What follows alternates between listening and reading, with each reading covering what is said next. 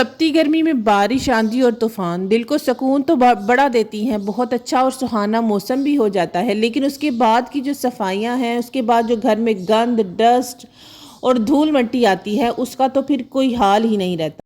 ऐसे वक्त में ना फिर दिल करता है कि कोई ऐसा मैजिक ट्रिक या शॉर्टकट मिल जाए जिससे एक तो हमारे अंदर का आलस खत्म हो जाए और दूसरा छड़ी चलाएं और हमारा घर साफ हो जाए। ऐसा तो होता ही नहीं है, जादू तो काम नहीं करता। हाँ, जिन मैजिक ट्रिक्स की हम बात करते हैं वो तभी काम करेंगे अपने अंदर के आलस को ख़त्म करके अपने काम को डेडिकेशन के साथ दिल लगा कर करेंगी ना, तो फिर हमारा घर साफ सुथरा और ऑर्गेनाइज लगेगा। लेकिन आज के ब्लॉग में मैं आपके साथ आंधी और तूफान के बाद घर को साफ करने के कुछ ऐसे टिप्स एंड ट्रिक्स शेयर करूंगी, कुछ शॉर्टकट भी शेयर करूंगी जिससे हम अपने घर को ना बड़े ही अच्छे तरीके से और एनर्जेटिक होकर साफ सुथरा कर सकती हैं। तो वीडियो को स्टार्ट करते हैं। अस्सलाम वालेकुम, क्या हाल चाल है और कैसे हैं सब? उम्मीद करती हूँ सब खैरियत से होंगे। अल्हम्दुलिल्लाह मैं भी ठीक ठाक हूँ। अच्छा, तो अब सुबह का वक्त है और सबसे पहला काम हमारा यही होता है कि हमने नाश्ता बनाना होता है। और लेकिन जिस दिन हमने भी डीप क्लीनिंग करनी हो ना, तो कोशिश करें, यहाँ पर जो मेरा आपको पहला टिप होगा वो यही होगा कि आपने कोशिश करनी है एक अच्छा हैवी सा नाश्ता करें, ताकि हमारे अंदर पूरा दिन काम करने की एनर्जी हो और हम बिना थके अपने जो काम है ना उसको कंप्लीट करें और बाद में कोई भी एक्सक्यूज़ ना करें कि मैं थक गई थी, मैं ये हो गया, अच्छा चलो कल कर लूँगी, इस तरह का कोई काम ना हो। और यहाँ पर जो दूसरा टिप है ना वो ये है कि आपने ना अपने काम को डिवाइड कर लेना। आपने ना पहले सफाई करने से पहले जब आप नाश्ता करिए ना, तो आपने प्लान करना है कि आपने कौन से काम को कहाँ से स्टार्ट करना है और कैसे कैसे सारे काम को करना है। अब जैसे मैंने डिसाइड कर लिया कि मैंने ना अपने आप को 30 मिनट का चैलेंज देना है और 30-30 मिनट में ही मैंने अपने सारे काम करने हैं। तो सबसे पहले तो यही हुआ कि जो 30 मिनट थे ना उसमें मैंने जितनी भी अपने जो घर की डस्टिंग है ना वो करनी है। तो डस्टिंग के लिए सबसे पहले तो छतों से शुरू होंगे, टॉप टू बॉटम। हम हमेशा की तरह जो डस्टिंग का या सफाई का जो रूल है वो तो यही है ना, टॉप टू बॉटम। तो सबसे पहले अपने छतों को साफ कर लें। छतों को साफ करने के बाद खिड़कियों में या जहाँ पर भी जो भी डस्टिंग करने वाली है ना, आपने वो सबसे पहले करनी है। और हमेशा ना मेरी तो एक आदत है कि मैंने ना हमेशा अपने हाथ में कपड़ा रखना होता है जब भी मैं झाड़ू लगा रही होती हूँ। और ये मेरी आदत ना मुझे मेरी अम्मी की तरफ से मिली है। वो हमेशा कहती हैं कि जब भी झाड़ू लगा रहे हो ना तो अपने हाथ में ना एक कपड़ा ज़रूर रखो, ताकि कहीं पे भी कोई भी चीज़ देखो ना कि आपको लग रहा है कि डस्टिंग करने वाली है, तो आप फ़ौरन से ना वो डस्टिंग कर लो। अब मेरे घर का तो ये, जैसे मैंने आपको दिखाया ना कि घर के दरमियान में ना वो होल है और उस होल से फिर इतनी मिट्टी और डस्ट आती है कि जिसका कोई हिसाब नहीं। और फ्रिज के ऊपर तो बहुत ज़्यादा होती है क्योंकि फ्रिज बिल्कुल डायरेक्ट उस होल के पास है और जितनी डर्ट मट्टी, इवन सम टाइम बारिश भी मेरी फ्रिज के ऊपर पड़ती है। तो फिर मैं क्या करती हूँ कि फ्रिज को ना थोड़ा सा साइड पे कर देती हूँ। देखिए फ्रिज के पानी के जितने भी ड्रॉप्स हैं ना फ्रिज के डोर के ऊपर भी लगे हैं। तो लगे हाथ ना जब डस्टिंग कर रहे हैं ना, तो फिर आपने ना कोई चीज़ छोड़नी नहीं है, हर चीज़ को साफ़ करना है। इवन जो स्विच बोर्ड्स है ना उनको भी मैं ये नहीं कहती कि फिर उनको चमकाने लग जाए, जस्ट उनके ऊपर भी जो डर्ट और मिट्टी लगी होती है ना उसको उतार दिया करें। इससे ये है कि वो बहुत ज़्यादा गंदे नहीं होंगे। हमारा जो घर है ना वो हमेशा डीप क्लीन करने का वेट नहीं करना पड़ेगा, हमें हमारी चीज़ें हमेशा साफ़ सुथरी ऑर्गेनाइज ही मिलेंगी। और ये जो आपने अपने आप को 30 मिनट का टाइम दिया है ना, तो मैं आपको एक और टिप दूंगी कि इस 30 मिनट में आपने ना कोई और काम नहीं करना, ना ही अपने मोबाइल को देखना है, ना ही कोई और एक्स्ट्रा काम इसमें आपने करना है। मेरे घर में चूंकि सामान ज़्यादा नहीं है तो मुझे ना यकीन करें कि 30 मिनट भी नहीं लगे और मेरा जो घर है ना वो सारे के सारी हर एक जगह की हर एक चीज़ की डस्टिंग हो गई थी। लेकिन हाँ, जिन लोगों के घर बड़े हैं या जिन लोगों के घरों में सामान ज़्यादा है ना, तो मे भी आपको 30 मिनट से ज़्यादा टाइम लग जाए। तो इसलिए सबसे पहला तो आपने काम ये करना है कि जब भी आपको लगे ना कि आंधी तूफान आ रहा है, तो आजकल पता है वो डोर्स के नीचे देने के लिए जो स्टॉपर से बने बनाए इजीली मिल जाते हैं, दराज पर भी अवेलेबल है, मार्केट से भी मिल जाते हैं। तो आपने ना वो ला कर ना अपने डोर्स के नीचे रख देना है। और दूसरा, जो रूम्स आपकी यूज़ में नहीं है ना उनको तो फिर बिल्कुल आपने ना उन डोर्स के नीचे घुसा के ना आपने बंद कर देना। आप देखिएगा कि आपका घर साफ सुथरा रहेगा। अब ये जो झाड़ू है ना ये बड़े काम की चीज़ है। मैं तो क्या करती हूँ कि मैंने ना इसी झाड़ू के साथ जो दीवारों के कोने होते हैं ना, इन पे ना पता है छोटे छोटे से ऐसे जाले लगे हुए होते हैं जो कि नज़र ही नहीं आते।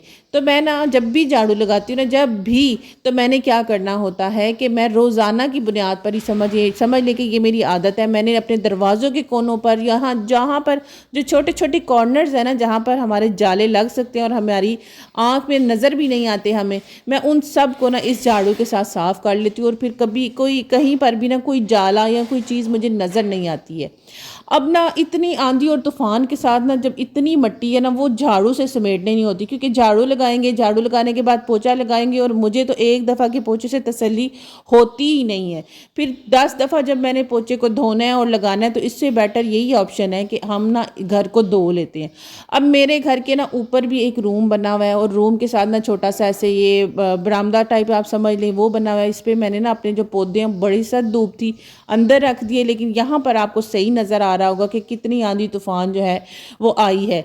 तो यहाँ से ना मैंने क्या करना है कि ऊपर वाला पोर्शन मैं नहीं धोऊंगी, क्योंकि अगर मैं एक ही दिन में दोनों काम करूँगी ना तो फिर मैं इतनी थक जाऊँगी कि बाकी किसी भी काम करने की मेरे अंदर हिम्मत ही नहीं रहेगी। हाँ, लेकिन ये है कि रेलिंग में धो लूँगी। अब रेलिंग को ना वैसे तो पानी से नहीं धोना चाहिए लकड़ी को, लेकिन ये इतनी गंदी और इतनी इसमें डर्ट थी कि ये जो है वो डस्टिंग वाले कपड़े से साफ़ होने वाली भी नहीं थी। वैसे तो अभी मेरे हाथ में चूँकि मोबाइल है, मैं रिकॉर्ड कर रही हूँ। सीढ़ियाँ धोते वक्त ना मैं हमेशा क्या करती हूँ कि मैंने ना एक डस्टिंग वाला कपड़ा अपने साथ लाजमी रखा होता है और पाइप को ना बिल्कुल थोड़ी सी टूटी खोल के ना बीच में बिल्कुल लाइट लाइट सा पानी आ रहा हो तो बस मैं कपड़ा को गीला करती जाती हूँ और इन सारी रेलिंग को साफ़ कर लेती हूँ। तो इससे ना वो ईजिली साफ़ हो जाती है, क्योंकि आज गंद बहुत ज़्यादा था और वो उस कपड़े से साफ़ होने वाली नहीं थी। तो इसलिए मैंने सोचा कि आज इनको ना मैं धो लेती हूँ। इसी तरह ना हमने पूरे घर को साफ़ करके ना अच्छी तरीके से ना धो लेना। आपको नज़र आ रहा होगा मट्टी आगे आगे भाग रही है, कितनी मट्टी थी जो कि नीचे आई है।